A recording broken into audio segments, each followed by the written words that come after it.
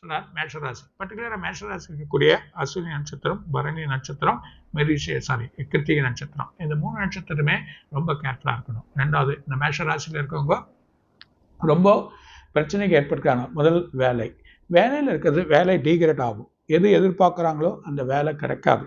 அது இல்லாமல் வெளிநாட்டு பயணங்கள் ரத்தாகும். சில வெளிநாட்டு பயணத்தில் அங்கே வேலை இருக்கவங்களுக்கு பிரச்சனைகள் ஏற்படும். அது இல்லாமல் அவங்களோட திருமணம் சம்பந்தப்பட்டது, திருமண வழிகள் இருக்கக்கூடிய எல்லாமே ஒரு தடைகள் ஏற்பட்டு வழி வரும். ஆனால் இந்த மார்ச் மாதம் வரைக்கும் இந்த தடைகள் ஏற்படும். மார்ச்சுக்கு அப்புறம் சனி மாதம் அப்புறமா 12ஆம் இடத்துல சனி வந்தாலும் 7.5 நாள் சனி அவங்களுக்கு தொடங்குது.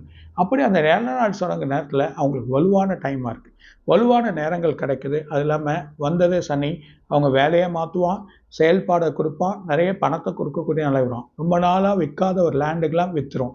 அதுக்கான அது இல்லாமல் கல்யாணம் ஆகாதவங்களுக்கு, வழிமுறைகள் இல்லாதவங்களுக்கு அந்த கல்யாணங்கள் நடக்கும். அது